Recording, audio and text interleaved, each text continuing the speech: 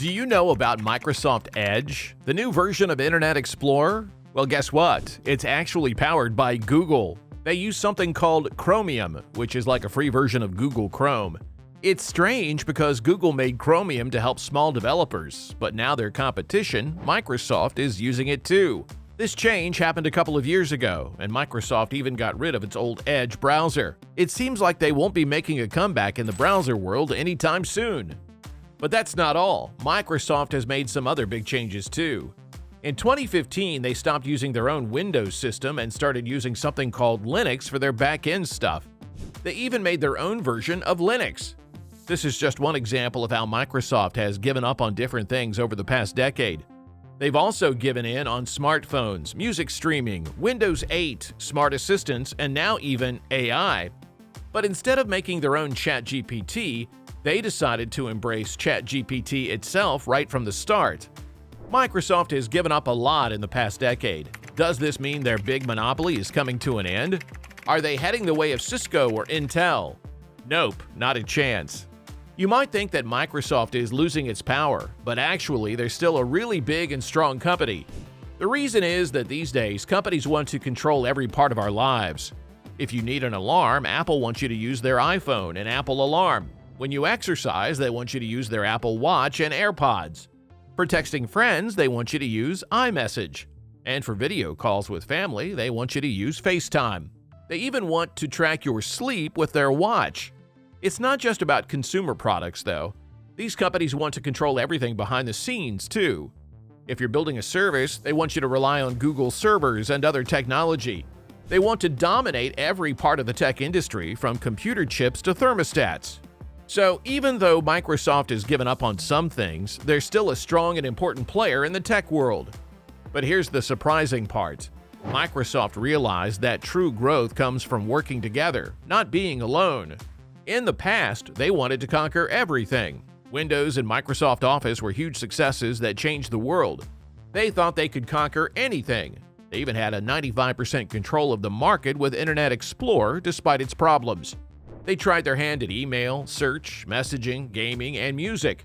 However, they faced obstacles. Chrome beat Internet Explorer, Gmail was better than Hotmail, and Zune couldn't compete with the iPod. Xbox couldn't outshine PlayStation, and MSN Messenger faded away. Microsoft experienced rejection for the first time. But they didn't give up. They acquired Skype, launched Bing, and entered the smartphone market, only to face defeat again. Their stock didn't grow, their CEO became a joke, and people didn't think highly of them. They needed a change, and that's when Satya Nadella took charge. Imagine this, if you were offered the position of CEO at Microsoft, what would you say? Most people would do anything to get that job, but Satya Nadella didn't try to sell himself to the board. When asked if he wanted to be CEO, he simply replied, "Only if you want me to be CEO." Most boards would think that lack of enthusiasm is a bad thing, but somehow Satya got the job. And let me tell you, he brought this humble mindset to all of Microsoft. His first priority was to clean up the mess. He got rid of things like their smartphone business, the disliked Windows 8, and Internet Explorer. He introduced a new browser called Edge, but that was just fixing things on the consumer side. Satya wasn't really interested in focusing on consumers. Google, Facebook, Apple, and Amazon had already taken over that market, and people actually liked those companies, at least back then. So Satya decided to give consumers a break. He made Windows and Office free for regular users and stepped aside to let them do their thing. In the meantime, Satya Nadella saw a growing market: cloud infrastructure. At the time, AWS was dominating the cloud industry, but they charged high prices, like those expensive iPhones. Satya, who was all about being budget-friendly, focused Microsoft's efforts on the affordable cloud market. And guess what? Today, Azure is even better than AWS in terms of cost, leaving the competition behind.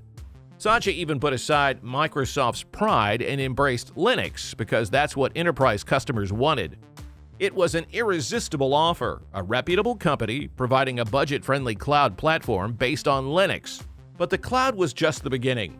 Satya was determined to make Microsoft's products meet the needs of businesses. For example, they acquired LinkedIn, which became the top platform for recruiters and hiring managers. And remember Skype?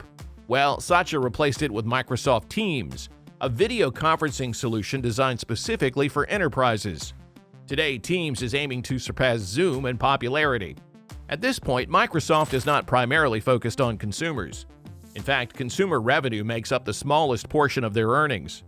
In the last quarter alone, they earned $16.5 billion from productivity and business processes, $20.3 billion from intelligent cloud, and only $13.3 billion from personal computing. This includes Windows, Bing, Surface tablets, and Xbox. In other words, Microsoft could shut down its consumer business and still be a trillion-dollar company. But don't think of this as a retreat from the consumer market. It's actually the opposite. Now that Microsoft isn't relying solely on consumer revenue, they have the opportunity to make a big comeback in the consumer market. But hold on tight, because they won't be going back to their old ways. That would only lead them to repeat the mistakes of the past decade. You see, the key is not to copy the success of the iPhone, Chrome, or Facebook. No, the real path to success lies in building upon these achievements and making them even better. In fact, you could say that this is exactly what made those products successful in the first place.